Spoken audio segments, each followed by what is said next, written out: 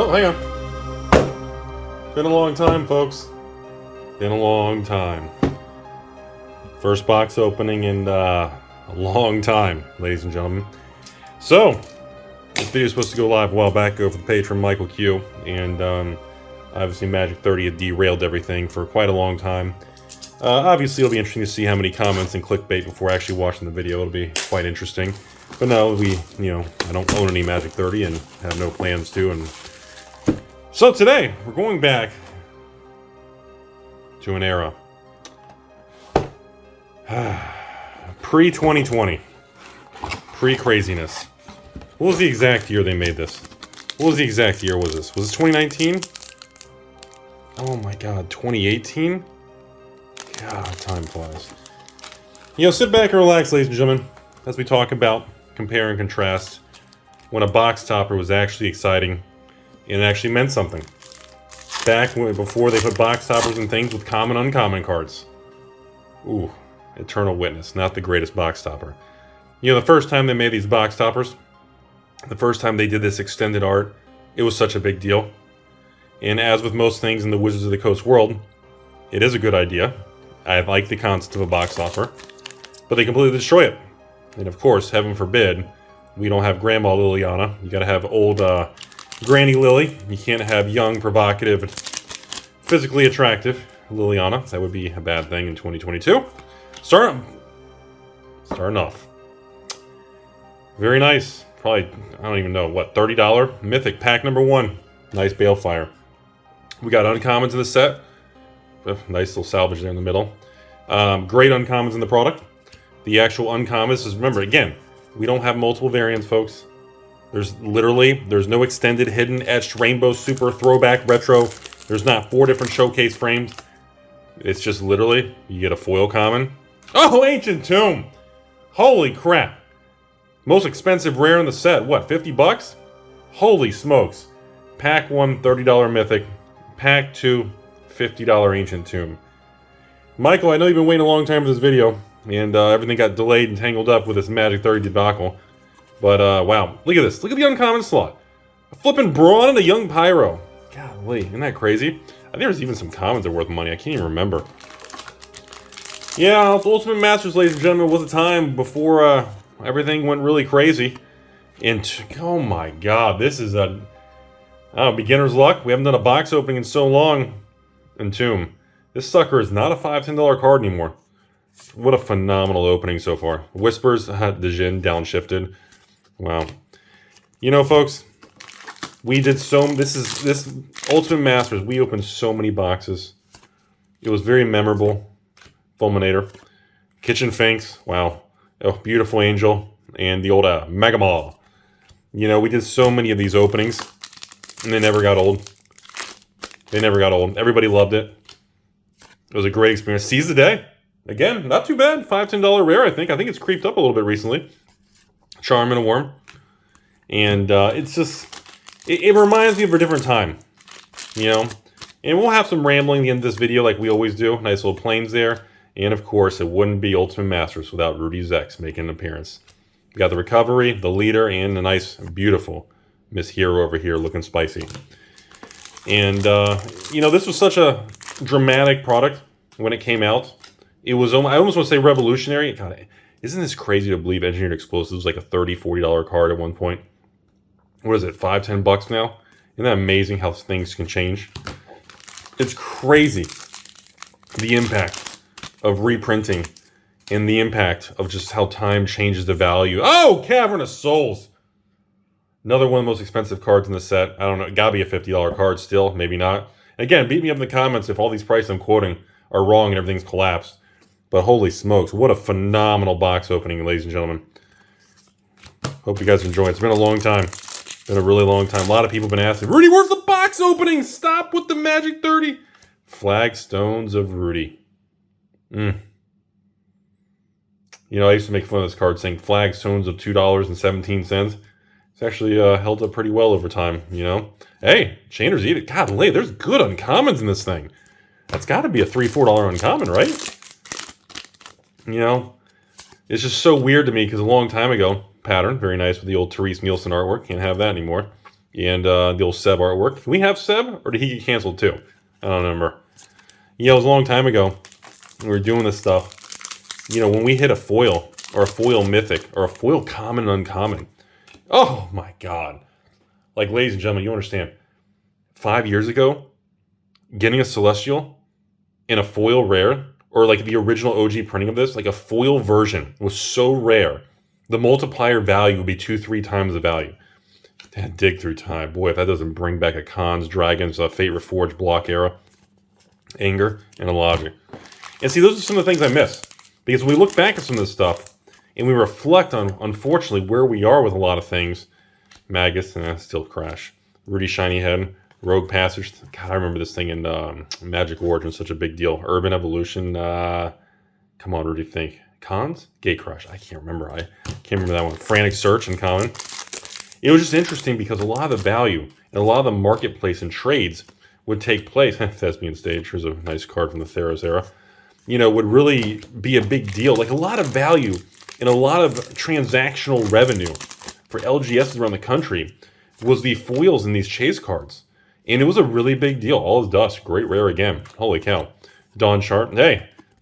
Dawn Charm. Buried Alive and a Worm. Buried Alive. That was a really big uncommon too. It's just interesting because, like I said, I was opening boxes like Conspiracy 1. And if I get like a foil Brainstorm, I would sell the foil common for $50. And it would sell instantly. The Golden Fangs. Yep, I remember you from the old Cons, Dragons block, Eternal Witness. That was our box topper. Hey, Artisan, great card. Hey, Ghoul Steve from the old Innistrad Eldritch Moon era.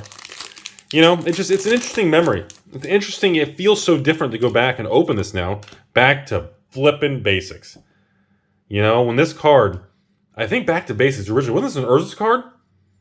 And I remember there were people all into this stuff. Oh, Rudy, I'm going to buy out Back to Basics and Urza's. And I was like, bro, dude, darts. Remember, Back to Basics is not reserve list. And they can, and you know, little did anybody know, moving past 2020, you know, everything, the reprint canon of destruction would literally target everything that's not reserve list. And hell, they're even targeting the reserve list. Wall of Severance, Fiend, Scourge, and Unburial Rites.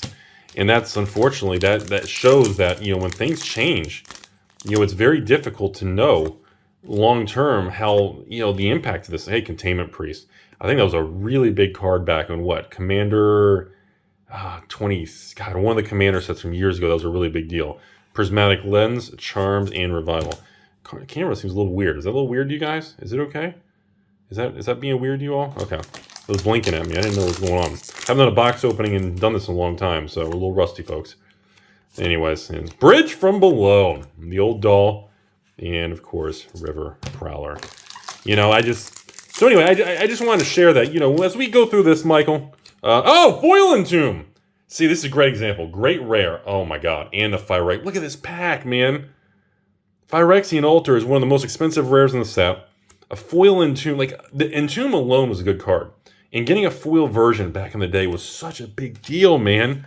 Like, I can't emphasize enough, like, how massive the foil version of a card would be. I just can't explain to you guys how... Reanimate, great rare. Ring Network Origins, Become Immense, and Grave Strength. A nice little set of uncommons there.